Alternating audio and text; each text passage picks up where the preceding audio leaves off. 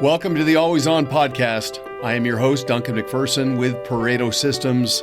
And on this podcast, our objective is to constantly enable our audience, which are high caliber fee-for-service professionals, to always be working on their business and on themselves personally and professionally. And to that end, in today's podcast, I had a great conversation with a legend of the financial services industry. That's Bill Sowell. Bill is the CEO at Sowell Management. And in this episode, we discuss many things, including the distinction between salesmanship and stewardship, and the shift from a B2C organic growth model to a franchise-ready B2B scaling up model, which is a tremendous opportunity, incidentally. If you like this podcast, please like and share and tell your colleagues. And if you have any ideas for themes and guests down the road, just let us know. Thanks for listening. Okay, we're ready to get started. I'm very excited. In fact, I've been looking forward to this conversation for quite a while. I am joined by a legend in the industry, Bill Sowell. One of the many reasons why I have such affection for Bill is because, first of all, he's an advisor's advisor. And by that, I mean very humble, organic beginnings, working B2C, working directly with clients, has always had a mindset of stewardship, not salesmanship. Everything was client-centered. And his organic business became a proof of concept, and he started thinking about creating a community of other advisors who could adopt the philosophy and draft in behind the process and the efficiency of what he's built. And I couldn't be more excited to have this conversation. So, Bill, thank you very much for carving out some time for us. Well, thank you. I appreciate the opportunity. Duncan, over the years, we've had opportunities to meet and be together, and it's just always a pleasure visiting with you. And I always enjoy hearing your thoughts about the industry, and I really appreciate the opportunity. Well, I appreciate that too. And, it's been such a two-way street because I've learned so much from you and your team. One of the things I respect is that you've never taken your eyes off the roots of what it means to be a financial professional. I think that gives you immense credibility. Could you just take a moment and just tell your story? Give us some backstory around the origins of how you became a financial professional, and then we'll start to connect it from there. Well, looking at where we are today, and I go back back 33 years ago, I certainly never imagined that we would be where we are. I wish I could say I was smart enough to have seen the path going forward. But, to me, it was interesting in just getting started in the industry. I started out with IDS, which became American Express, now Ameriprise, and getting into the business, and they had a great training program, and it really gave me a good way to launch. I had sold a prior business, and so I was looking at, like a lot of us in the industry, it's a second career. So, for me, I was like, all right, well, what do I really want to do? And I always was intrigued by this industry. So it was an opportunity for me to launch in the industry. So the thing for me was, after 4 years and having sold a business, so I had a lot of business clients that I was immediately able to bring into my personal practice. But after being in it for 3 or 4 years, I just felt like, in being an entrepreneur, I felt like there was a better way to do business. Well, a really good friend of mine who ultimately became a partner of mine and a mentor, he managed the largest trust department in the state of Arkansas, and everything they did was fee-based. So the more he and I conversed and talked, and the more I learned about the fee-based side of the business, it just made a lot more sense. So essentially in 1994, I started setting out my plans of how and when I was going to convert my personal practice to basically to fee-based practice. So in 94, actually started in 94, but in 95, I went to a regional broker dealer that had a corporate RIA that they were using a little bit, but not really not really to the full extent of where I wanted to go. So they agreed to let me come on the platform, utilize the corporate RIA, which I did, and converted my own personal practice in 95, which I think, as you know, was really, nobody really even knew about the fee-based business back then. So what happened was the next several years after that, there were advisors at that broker dealer that saw what I was doing and asked me to help them convert their practices to fee only, which I did, and I was managing assets for them as well. So, and that my partner, Alan Mendel, at the time, unfortunately, he's passed away a couple of years ago, but really sharp man, great man. He really gave me the tools and the confidence to help me end up really managing the assets that we were, and really an opportunity to move forward. So what I did was managing assets for the advisors, helping them convert over to fee-based. And what I did was created a TAMP.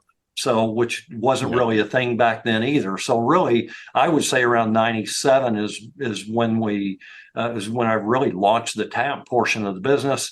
Ended up, we had advisors that went to other broker dealers. So at the end of the day, I ended up on 20 of the largest independent broker dealers. So LPL, Cambridge, Centaurus, Securities America, the whole list of independents. And that's where we started growing the firm. And then as the fee-based side of the business or industry started growing, we had advisors from some of those other broker dealers that said, hey, can we just license up underneath your RIA? They wanted out of the FINRA world. So we started onboarding advisors, and that clicked along, pretty well. We were growing.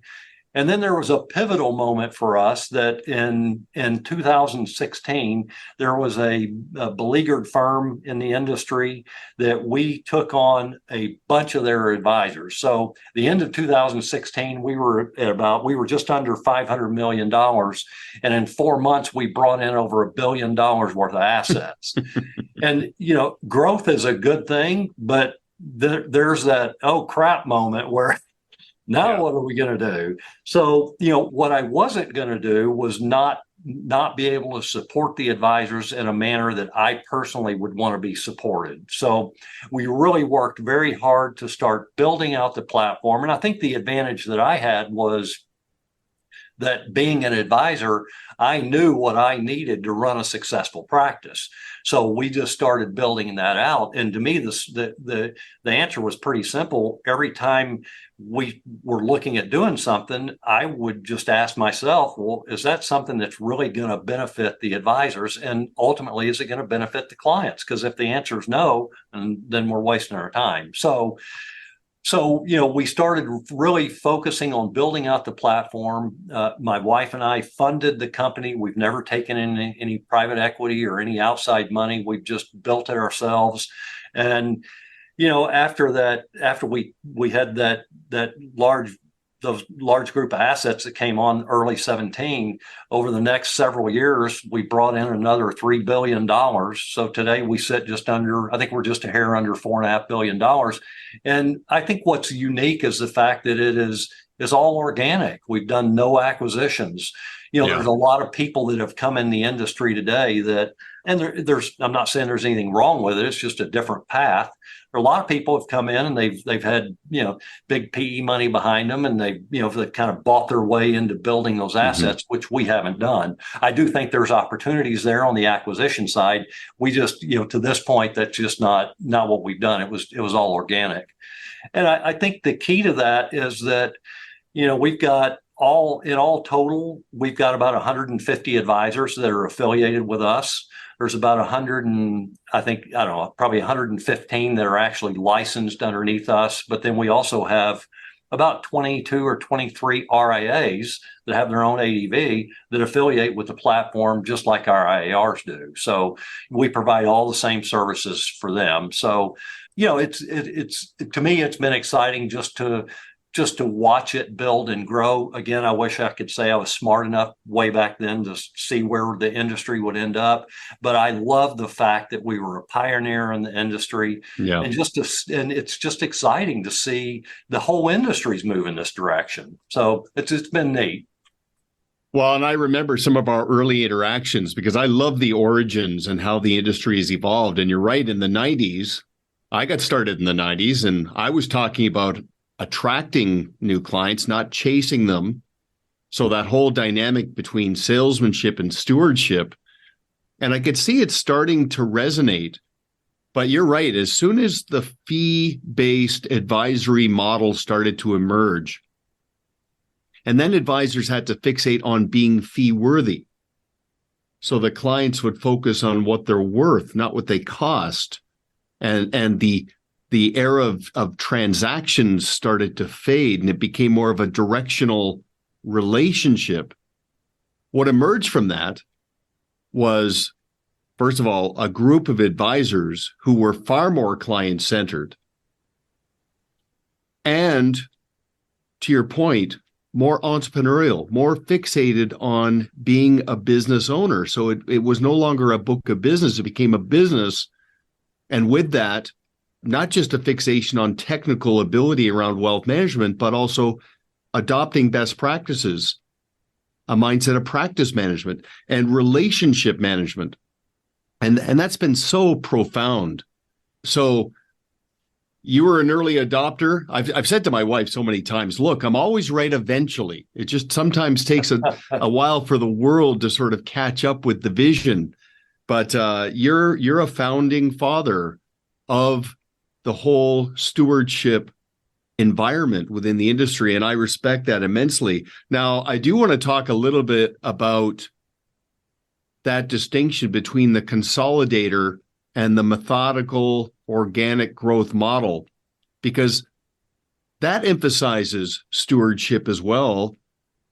You know the old saying, growth is for vanity, profit and progress is for sanity. You've maintained a very calm, Zen-like environment within your community, and yet you still grow. And so was that accidental too, or you were deliberate about that out of the gate?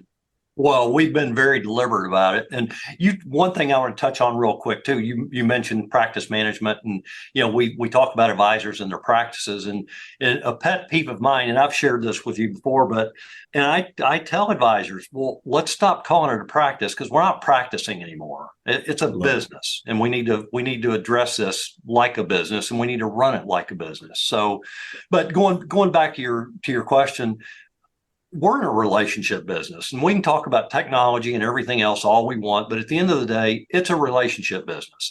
And for me to take it a step farther, I feel like everybody we deal with is a partner, and that's what I've always looked for partnerships, and that's whether we can find vendors all day long, but what I want are partners. And when you think about what do, partners help each other.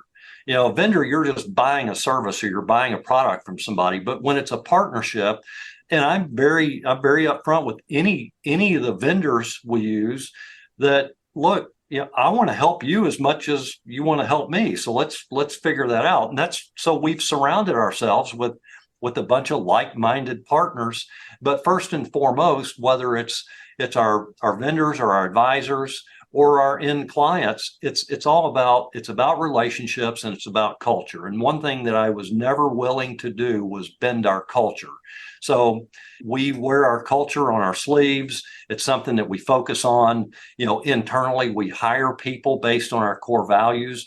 Everything we do, we look at, all right, well, does that fit within our core values?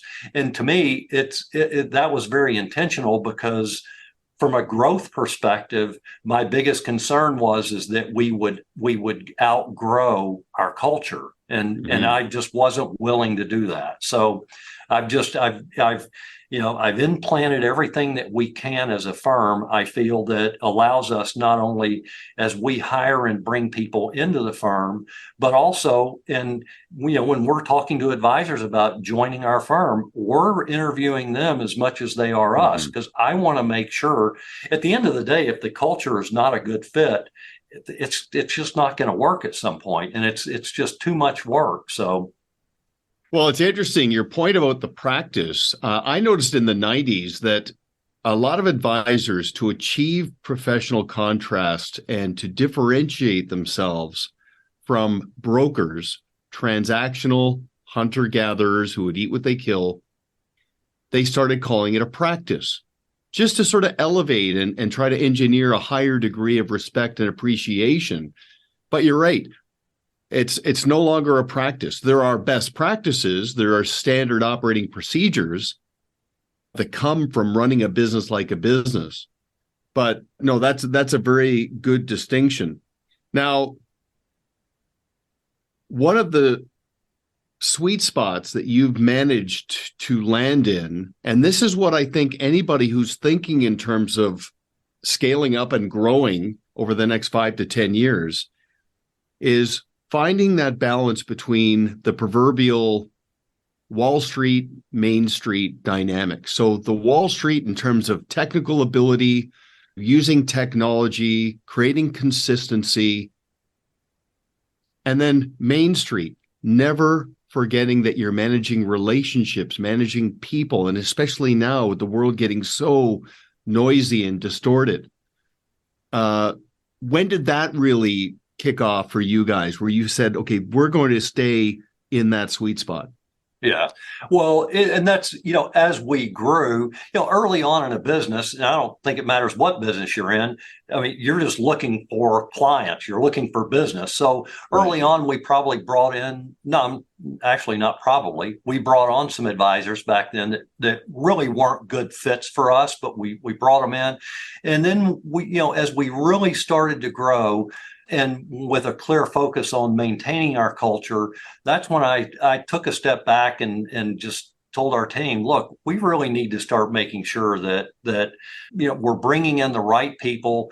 It's a lot of work to bring an advisor in his business onto a platform, and we want to make sure it's a good fit. So we've been very, very intentional about that. It's a lot of work, but I do think that there's a benefit to us. I mean, we're in Little Rock, Arkansas, so I mean it's not like we're in the financial hub of the United States. But what I can tell you is there's a lot of people that are attracted to the fact that what we like to say is we're kind of in the concurrence of the Midwest and the Southeast with a Southern flair. And I think people like that because I think there's an inherent just trust factor, and I think there's just an attraction about our location. So we're proud of it, and I think it's been an attraction. Matter of fact, we brought a really great advisor, very successful practice on from South Florida here a few months back. And he said, once we really started getting into conversations with him, he said, if you guys were in New York, I would have never talked to you. And that's not bashing New York or any place else. But the fact that we were in Little Rock, Arkansas, that was when he said, I need to go meet these guys. So. Well, it's interesting because there is a duality. The mindset that says how you start a relationship ultimately determines how it's going to unfold. That applies B2C between a financial professional and their individual clients, having a fit process where the value's bought, not sold. It's not the advisor convincing the person to become a client. It's everybody recognizing the alignment of interests and buying in. Well, the same applies in a B2B dynamic. And it's really fascinating, Bill, because I was talking to a team that is scaling up. They're between $1 billion and $2 billion, and they want to be a $5 billion enterprise. And they're going to do it through attracting other advisors to draft in behind their process. And I said to them, are you a $5 billion team currently at one point, whatever it was? And there was a bit of a pause, and they said, well, what do you mean? I'd like to think so. Like 0 to 1.5, that's hard. 1.5 to 5, it's less hard if the mindset and the philosophy is that it's not about who we're looking for in terms of advisors to adopt and deploy our process. It's who are we suited for? And I think you've stayed there. And, your point about the team from South Florida, what do they trust about your firm? they trust the authenticity of the team that you've assembled, but they also trust the fact that you've got some significant mileage. You're not just new and emerging, you've been around. And they trust that you have methodically shaped an environment where somebody can be in business for themselves, but not by themselves. You've got scale, but you're going to let them be an entrepreneur, let them be a business owner, and liberate them to, move aside from some of the minutia and just become the best version of themselves. I think that is spectacular. Well, we have three principles that we basically work off of, especially in relation to bringing advisors in, and it's freedom, growth, and partnership. And that freedom comes in, first of all, advisors they're fiercely independent. And if you, as an advisor myself, I didn't want somebody telling me how to run my business. Mm-hmm. I didn't mind listening and learning from people and figuring out, well, does that fit in my practice? But advisors don't want to be told how to run their business. So, we're very consultative when we sit down and talk to an advisor. We consult with them to find out, well, what are you trying to accomplish? What's your niche? What are you doing? But we really want to learn about what they're doing, how they're doing it, what's made them successful. How can we help them build and grow? I mean, that's, for us, it's all about the journey. It's how, we're going to meet them where they are and help them get where they want to go. So it literally is about the journey. So, so giving them the freedom to run their business. Obviously, we're in a regulatory environment, so everybody has to stay in the lanes, but we're not going to dictate them how to run their business. And then we're going to figure out how to support them. So, that's the freedom aspect of it. And then what we really want are growth-minded advisors, who Mm-hmm. Advisors that are really looking for help to figure out, how can we scale and grow? We've already built the infrastructure. We've built the machine. We've taken everything out of their way that would prevent them from building and growing. So if that's truly what they want to do, we can put them on a path. And we've got many, many stories of people that we've really helped do that. To me, that's what's exciting, is really, looking back a few years at an advisor and where they started and where they are today. Man, I mean, you talk about that. That's really exciting. And then the partnership aspect of it. We're looking Mm-hmm. for partners. And it's I talked about it earlier, whether it's a vendor or an advisor, we're looking for partners. We want to partner with them. We get to know our advisors. We know their families. We know their pets' names. It's relationships. So all of our people are really, really good at developing those relationships, and where we truly form partnerships. And we're certainly not perfect. We'll make mistakes here and there, but when we do, we own them, we fix them, we tell the advisor, here's how we're fixing it. But what it's created is an environment, not only within our firm internally, but with all of our advisor partners. There's just trust there, and they trust us. We trust them, and we work together. And it's the same with our vendors. We've got great vendor relationships, and they truly are partners. And we watch out for them as much as they watch out for us. So I think when you add all that up, that's what's really created the culture that's allowed us to continue to build and grow. Well, freedom, growth, and partnership, that's a great all-encompassing mantra and code of conduct. And the key, to your point, is as you grow, is to don't stray, don't deviate from that. I have to say, I had a bit of a flashback. When I was 17, my dad gave me a copy of the book See You at the Top by Zig Ziglar, Mm-hmm. who, if I remember correctly, might have been originally from Arkansas or Tennessee. I can't remember, but it rings a bell.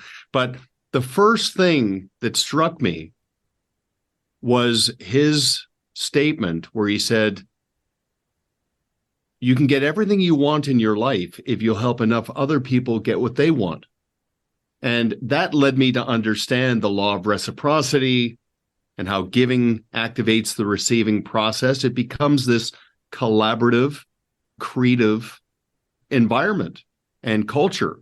And if you stay true to that as you grow, you talk about vendors, Bill.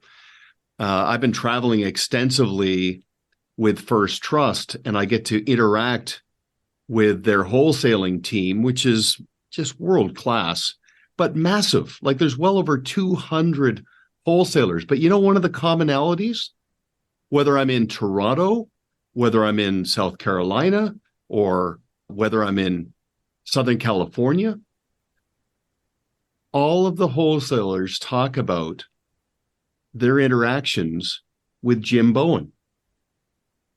They'll say, I was at we were at a year-end meeting, or we were at a, mid-year meeting, and I was talking to Jim Bowen. And I'm thinking, okay, this is a CEO that runs a colossal enterprise, one of the most respected in the business. And he has not gotten to a point where he feels like he's outgrown the need to have a relationship with the massive team that he's and his team has put together. That's profound. And I think there are a lot of firms that have lost touch of that. They're so fixated on growth that they forget about that relationship management. And a byproduct of that culture is you got these massive firms, and it's almost like a collection of just employees. It's not a community of business owners and entrepreneurs. And the safety net of that strength of firm becomes a bit of a hammock of complacency where they start to, back off a little bit. I think there's a lesson in there, is never lose sight of the fact that you're not just managing money, you're managing a business and you're managing people, no matter how big this gets. Couldn't agree more. And at the end of the day, if any of us in this business ever lose sight about what we're doing, and that is managing assets and taking care of people's lives, that's a huge responsibility.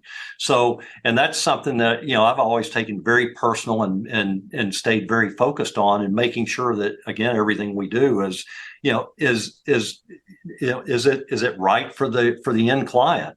But, it's one of the things that I did, kind of going back to what you were just talking about, is, and I'll use a good example. Daryl Seaton is the president of our company. So Daryl was very high up at New York Life. He was one of the largest branches for New York Life up in Northern California, and he ended up leaving, and he wanted to go independent. And he got off in this business, affiliated with a regional broker dealer down in Texas, and we met him. And he had no assets, because when he left New York Life, he couldn't take anything. So he literally, when we met him, he had zero. And here's a guy from Northern California. We connected very well. He's very, very relational. Well, he came on board as an advisor. He was very successful in building his practice. He outsourced everything to us. So we did everything for him.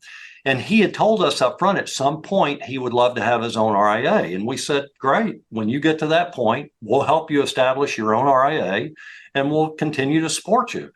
So he finally hit a point and he said, all right, I'm ready. He set up his own RIA.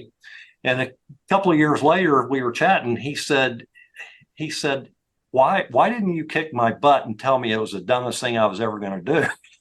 Because what he realized was, now all of a sudden he's as having his own RIA, there was a lot of things that as an IAR he didn't have to deal with, because we did it for him. Well, now as an RIA, long story short, I ended up buying his RIA.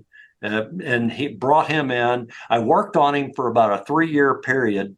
He's a great guy, and I knew he was a perfect fit for my firm from a cultural standpoint and everything else. So I ended up bringing him in as our chief operating officer. We've since then promoted him to president. But the whole reason, not the whole reason, he's a great guy. That's number one. But I'm a good entrepreneur. I'm good at building things. I'm a good visionary. But I knew the one thing that I felt like I was really lacking was he has a very unique ability to just really develop deep relationships. He's very organized. So and this is not an EOS commercial, but EOS worldwide, we adopted about probably 6 years ago. And it has been absolutely instrumental in giving me the business tools to help us really plot out and know how to grow the business. It's been an incredible asset for us. But I knew Daryl could take what we had done with EOS to a whole nother level, and he's done that. So, I give a lot of credit, from a growth perspective, when I look at us maintaining our culture, which I spoke earlier about how important that was to me. I knew that he could do a better job than I could. So really what I've done is I've surrounded myself with some really, really sharp people. When you look at not only our leadership team, but our whole team as a whole, it's phenomenal. I mean, we've got great people, and in turn, they turn around and do great things for our advisors and help our advisors do great things for their clients. So the whole ecosystem it's been a real pleasure for me to not only be a part of, but I did learn early on too that I can't do everything. So I have to surround myself with some really good, sharp people. And I think we've done a really an exceptional job in doing that. And it's just been fun to watch. When we talk about the growth of the industry as a whole, there's so much business out there for all of us.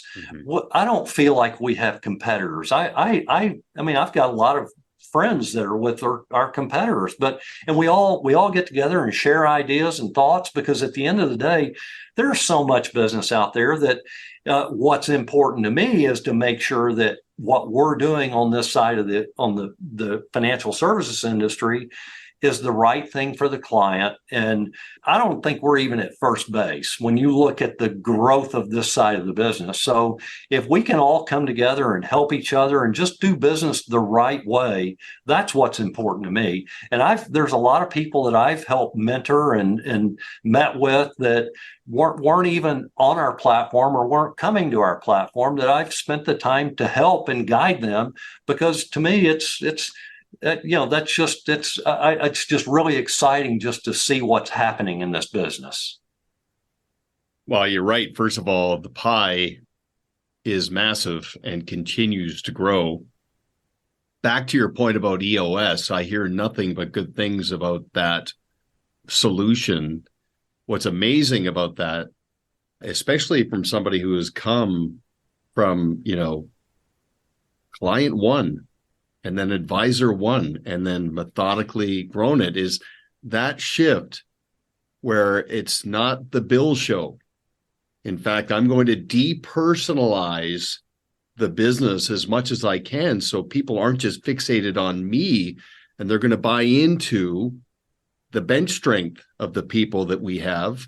We're going to buy in to what makes us different in terms of our client experience and our best practices. And we're going to buy into the process that is proprietary to the firm. That liberates you to go further up market, to become a thought leader, an ambassador for the firm, and just be able to look down like a CEO and say, okay, are we staying true to our philosophy and our culture? I will tell you something else. You had an impact on me a while back, and you probably don't know this, but I remember a while back you said something to me. You uttered the phrase, the heart of the advisor.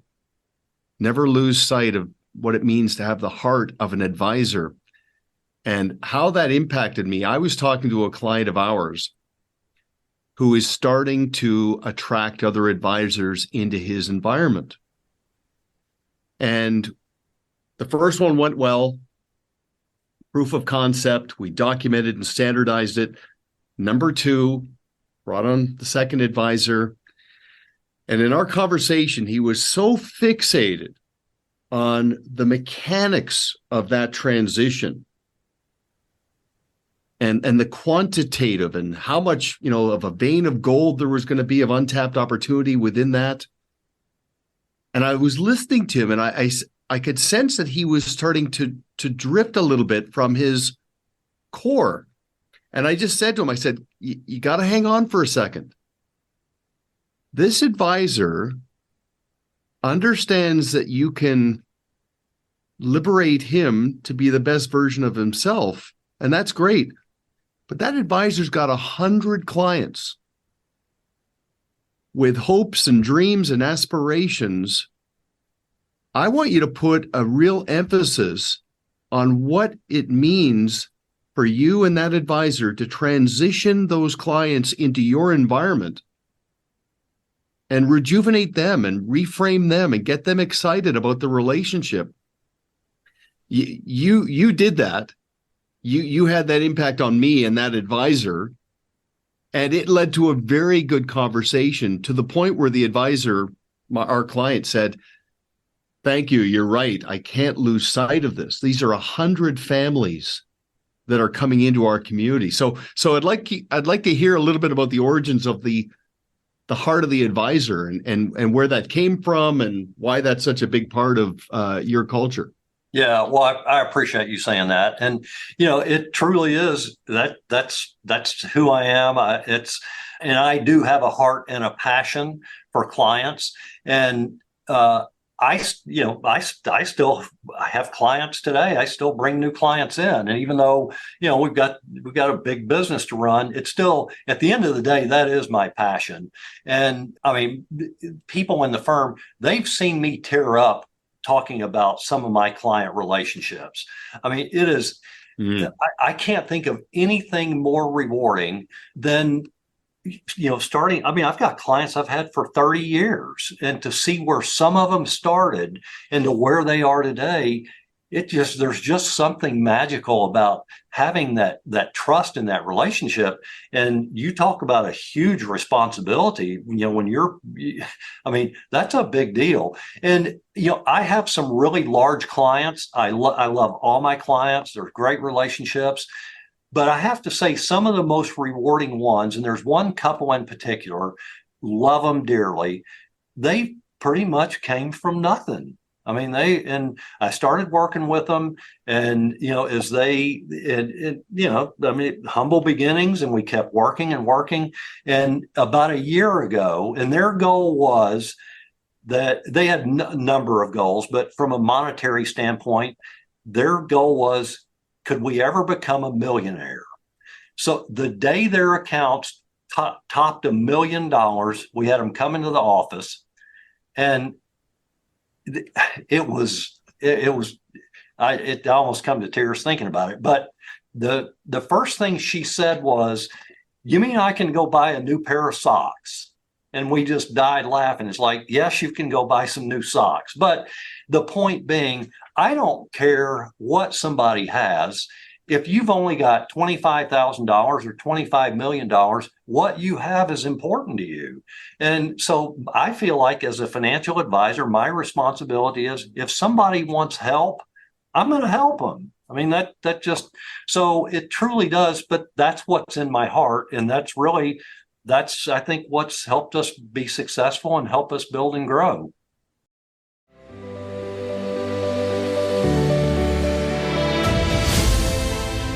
To position yourself as a subject matter expert while efficiently creating professional contrast in the eyes of your prospective clients, strategic partners, and ideal clients, deploy a podcasting initiative using the turnkey process developed by Proudmouth. Learn more at proudmouth.com.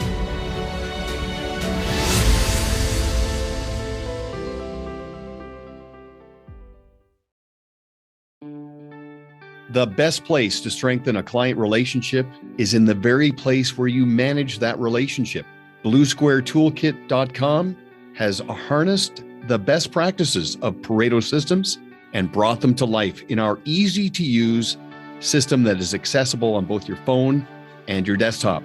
Simple technology to uncomplicate your life by creating clarity, accountability, and consistency for your entire team. Build stronger client relationships by tracking and archiving essential information on what matters in your client's life, and make yourself indispensable and more referable in the process. Create a more consistent client experience and grow your business with the Blue Square Toolkit. Visit bluesquaretoolkit.com to get your 14-day free trial today.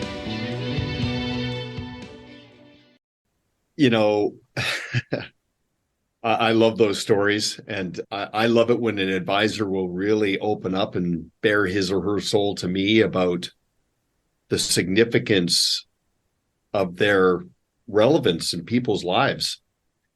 I love first generation self-made affluence.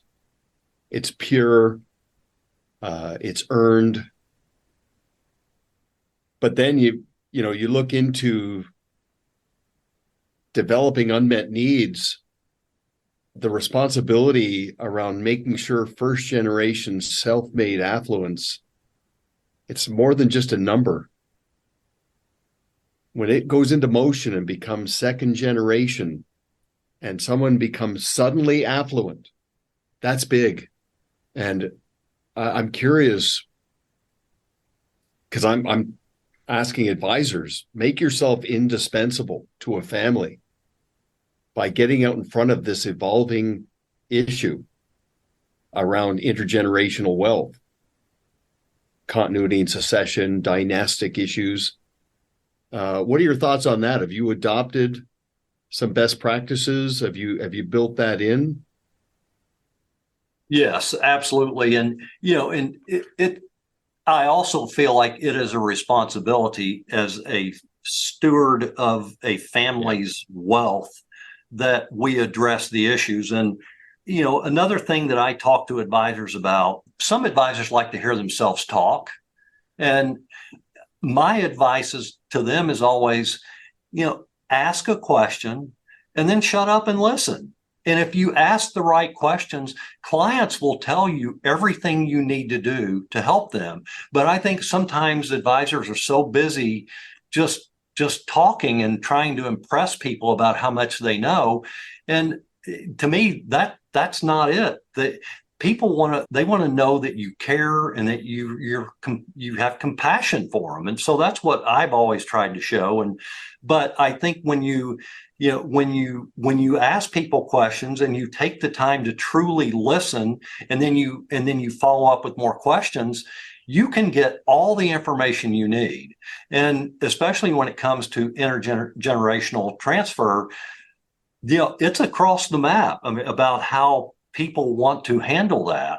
And so you really have to have a good understanding of what they're wanting to accomplish and how they're wanting to accomplish it to put a plan in place to actually help them.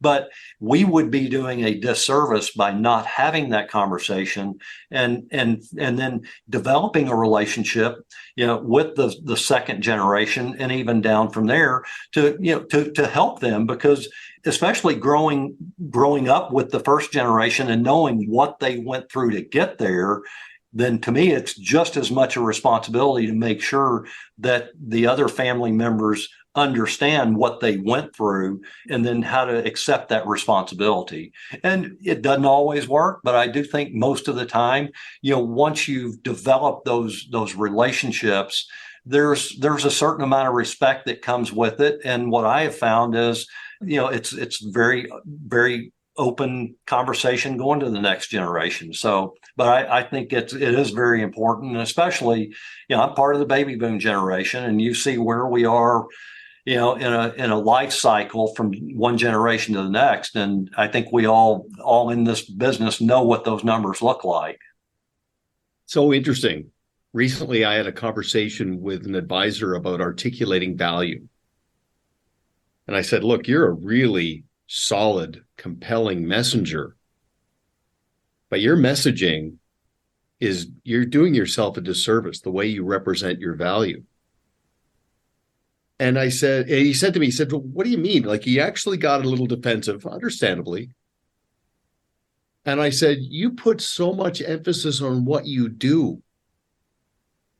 I want you to put an equal amount of emphasis on what it is your clients want and how you get them there. This is so important. It was such a meaningful interaction. And he's come back to me now because, to your point about not trying to impress a client, but impress upon them. Like, I'm interested in you. I want to know what matters to you. He started to share with me some of the questions he's asking. And he says, one of the questions that gets a prospective client to really open up to me, I can feel the energy changing in the room, is when he says this. He goes, part of what gives me fulfillment as a financial professional is to help a client look to the future with anticipation instead of apprehension. So I'm curious, what keeps you up at night? And he stops. He just leaves that. And so you think about this, a prospective client that he's literally been talking to for 15 or 20 minutes. Sure, they've been introduced by somebody, could have been an accountant, could have been another client. So there's some familiarity in developing trust. But they've literally started a relationship that's been going on for 15 or 20 minutes. And he positions it that way. He says, they open up to me like a flower in the sun. Yep. I don't interrupt them. I let them talk. But when they start talking about their kids or even grandkids, perhaps a child with special needs, or whatever the family dynamic might be, or whatever their unmet needs are regarding their business, cans that they've been kicking down the road. When he understands what they want, it's a lot easier for him now to get a client to appreciate how the advisor addresses and gets that client or prospective client to what they want. That diagnostic, that mindset of being interested, not trying to be interesting, is so profound. And it's clearly something you embody. Well, when you think about this industry and how it's evolved, and we all embrace technology. Technology is fantastic. I mean, it's allowed us, we spend a lot of time and a lot of money on technology, and it certainly helps us help our advisors to work much more efficiently and accurately.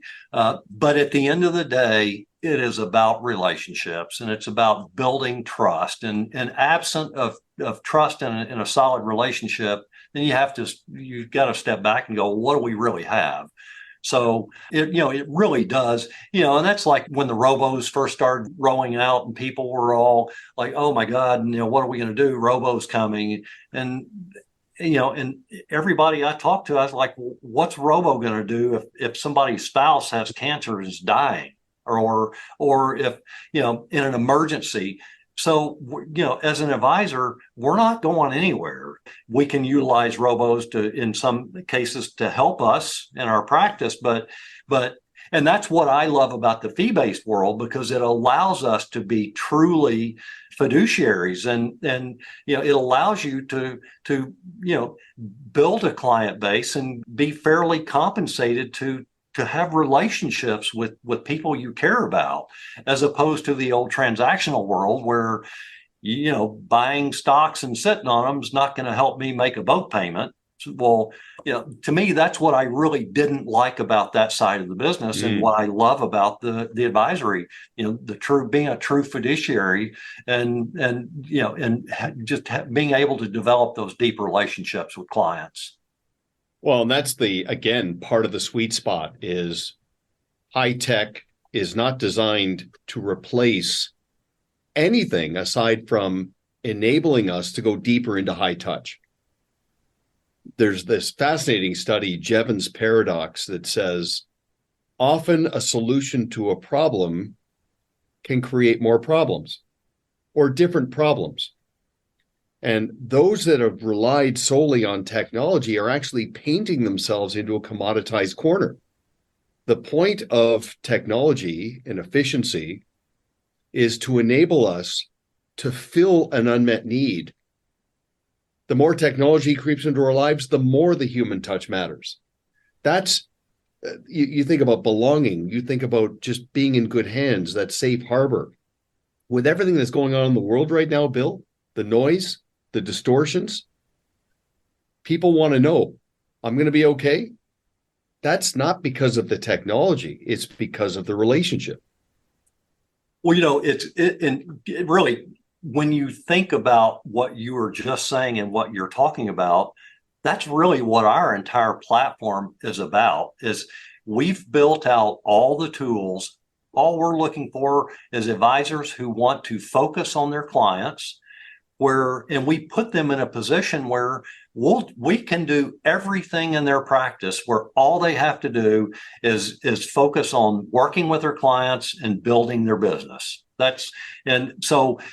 But it takes somebody to understand the value of outsourcing. And there are some advisors they're so concerned about spending a penny here or spending a penny there that they lose sight about how much time they're spending doing a lot of this stuff. And for every minute they take away from the true reason of why they're in business, it's at the end of the day, it's costing them money. But some people, you try to guide them and they don't get it. And we truly look for people that value outsourcing. And the key to that is that it does allow an advisor to do exactly what we're talking about, and that's focus on the end client, which that's why you're in business. Well, the teams that we work with that are actually going B2B and attracting advisors, their fit process with a prospective advisor, not to oversimplify it, but it does involve that, where they simply say, okay, what is it you love to do? Like, what is the best part of your role as a financial professional? And what specifically do you not like? What is it that really bothers you and bogs you down? The bog down part is generally the minutia, the hassle factor, compliance issues, and things that they don't have scale on. It just bogs them down. The things they love to do is face-to-face with a client that's a good fit. So the ultimate, corporate environment is liberating the advisor to do what they love to do, putting more sand in their hourglass, giving them the gift of time, and ensuring that their business serves their life, not the other way around. And I'm pretty confident that you and your team have managed to build that out. Yeah, you just did a great job. Do you need a job? You just told our story essentially, and that is what it's about. And going back to our whole conversation, it is all about the end client. At the end of the day, positioning ourselves to do the best job we can for our clients. And again, it's just really exciting to see where we are as an industry and to be able to, I look at in my career and the relationships I've developed. You're a perfect example. I think I met you the first time in the mid 90s. And I remember going back, thinking back then and, over the times that we've had conversations, and I've always had a huge amount of respect for you and especially, how you engage with other advisors. And then it's nice to see people like you in the industry as well, who can help those of us that are in the trenches working with advisors and clients, but to have people and resources like yourself to ultimately help us do a better job for our clients. So, I think sometimes there's people in the industry that I think do somewhat like what you do, that are focused on helping people learn how to sell. But one of the things I've always liked about you is it's about helping advisors do a better job for their clients. And that's what I've always respected about you, and why I always, we can have a conversation just like we're doing now.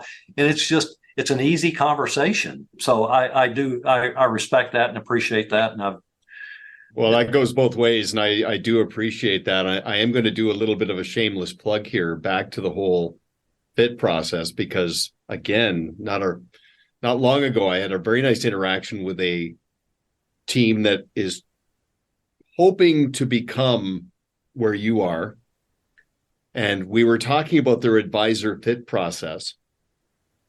And I asked them to flip it because they were focusing so much on the economics. And I said, don't lead with that. And so I gave them our little acronym, PSP. I said, how you establish a fit with an advisor who's going to adopt and deploy your process and draft in behind your efficiency, it's got to be philosophical, strategic, and practical. Philosophical is you see the world the same way. You'll look forward to talking to each other. It won't feel like work. And when you're not in the office and you're out having a burger or playing pickleball, it'll be pleasant. Philosophical alignment. Strategic alignment. How does the client win? How does the client benefit?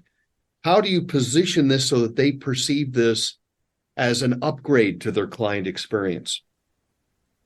Practical. Have it cascade down to the economics. And that approach requires patience. I want advisors to be at peace with the outcomes, not have a sense of urgency, just feel good about what they're building, and then just have faith in cause and effect, that good activity will lead to productivity. And, I do have very fond recollections about our early interactions, because you just know when you're in an environment with somebody who sees the world the same way, and they're not in a panic to get things done. They're just going to let this thing build slowly, gradually, and incrementally. So that's great. But I did want to ask you this. As you emerge in this industry as a thought leader, what's next for you? What does the next 5 to 10 years look like for you? Well, that's when I look at a lot of the things that I've done, I do believe what I have done is a really good job of positioning this firm to continue on, and that's my legacy. So I do have 2 children in the business, which I had. I'm part of a CEO group, and in my CEO group, there were some that went in family businesses. Some of them turned out really well, some of them didn't. Mm-hmm. So I heard all sorts of stories about, so neither one of my children came out of college wanting to go in this business. It just kind of happened. So my daughter was a journalism major, and she went on some interviews, didn't really find anything she liked. And we had grown to a point where we have a data and technology team. And so I told her, I said, well, Abby, I know you're really not interested in financial services, but I know how good you are with technology. We have an open position.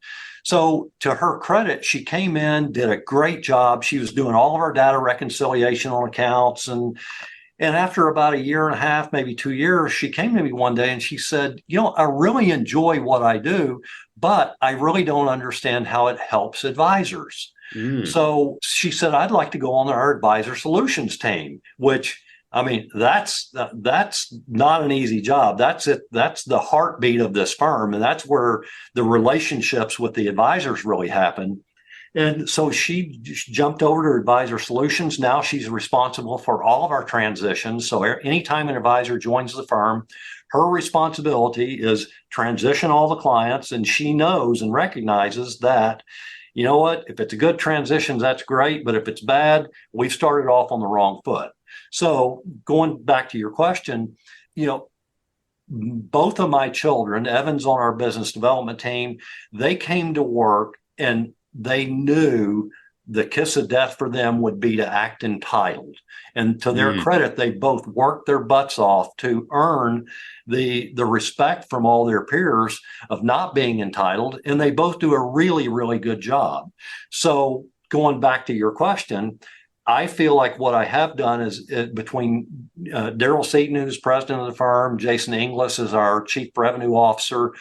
They're both veterans in the industry. They both they understand the industry. They understand what we're doing. So I've positioned them to be able to carry this firm on, and I think probably do a better job than I've done to carry this firm on. And they both know their responsibility too is to bring other people up within the firm, my children included, that if they want to continue to build and grow, and by the time Jason and Daryl hit a point that they're ready to retire, that's about when my children, if they stick with it, should be in a position to carry on. If they want to, that's great. But it goes to the point. So my goal is, as long as I feel like I can be a benefit to this firm and be a benefit to our advisors, I'll stay on board.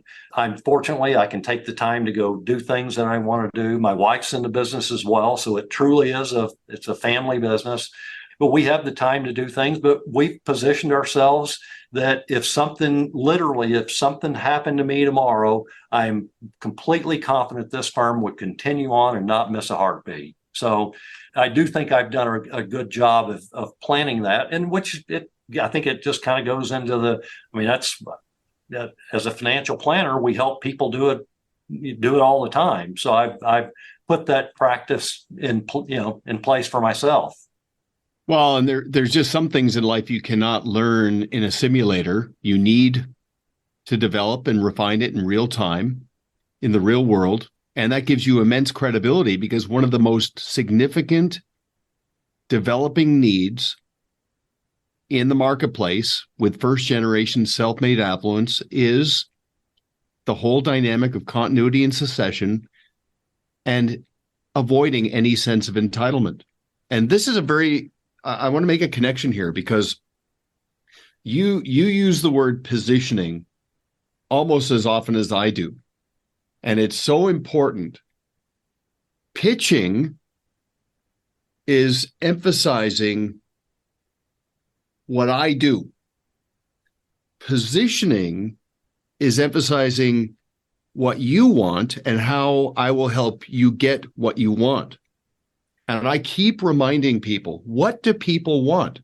What do your clients want? What do your advisors want? What does your team want? They want liberation and order. Liberation to become the best version of themselves. Self-actualization. To have meaning and purpose. That's liberation. Order. You don't wing it. You've got this, right? If I'm a client of yours, Bill, I want you to liberate me to go live my life and not worry, because I know you've got a process. You have order, and I can trust that. I don't need to know everything you know, but I do need to know that you know and you've got this. If everybody can just step back and expand their thinking about the significance of their impact and providing liberation and order to everybody they interact with, I'm so excited about where this industry is going and the renaissance that we're going to see, especially in the next 5 to 10 years as this money does go into motion. And, I'm just so grateful to have an interaction with the likes of you and your team, because, and I've said this to you before, I get more out of our interactions than I think you do. I'm always crowdsourcing, and you force me to think. I'm impressed with the creativity. Your bench strength is incredible. And I know in terms of a legacy, as the advisor's advisor, there are many advisors that are going to benefit from having interacted with you. So I just want to say thank you very much. Closing comments? No, again, I really appreciate you. I appreciate our relationship over the years. And, if anybody takes anything away from our conversation today, what I would hope they would take is that I do love this industry. It's been great for me. It's been great for my family. It's been great for our clients, which are our advisors and their clients. And it's so it truly is a passion. So, I hope that as we continue down our path, that we can influence and encourage other people to do the same things that we've done. And, it's impactful. So it's a wonderful position to be in, to know that when you're able to step back and look at all the people that you've been able to help. And for me, it's looking at the advisors and then the clients, and whether they're my clients or their clients, it's wonderful business. Yeah, I agree. And I'm just going to close with another shameless plug. So in the Blue Square method, you see that we've highlighted the Q. And that's just to remind everybody about that balance between the quantitative and the qualitative, because this is such a unique industry in that it's not just that we can earn and how much we can make, it's what it makes of us, the impact we have on others and what it reveals in us and who we become. because of the relationships that we've established. I don't think there's an industry that has enabled more people to achieve both the quantitative and the qualitative. And you personify that. And I love these interactions. So, Bill, how can somebody connect with you if they want to learn more? Well, they're certainly welcome to reach out to me directly. My email is bill@sowellmanagement.com. There our business development team, either way, info@sowellmanagement.com goes directly to our business development team. But any questions or anything anybody has or would like, certainly open to having conversations and helping people. Yeah, terrific. And yeah, I can validate that for sure. Okay, Bill, thank you very much, and look forward to crossing paths with you sometime down the road. Yes, sir. Thanks, Duncan. Take care, buddy. Yeah, likewise. Thank you for listening to Always On with Duncan MacPherson, where our objective is to enable professionals to always be working on their business and on themselves. Want to learn more about Duncan and his team? Visit ParetoSystems.com. Don't forget to click the follow button below to be notified when new episodes become available. The information covered and posted represents the views and opinions of the hosts and/or guests and does not necessarily represent the views or opinions of Pareto Systems. The content has been made available for informational and educational purposes only. This podcast is powered by Proudmouth, the Influence Accelerators. If you're like me and want to spend more time educating people and less time selling, Proudmouth helps turn Main Street experts like you into trusted mainstream authorities. They will help amplify your influence over a growing audience of magnetically attracted fans. Visit proudmouth.com to learn more.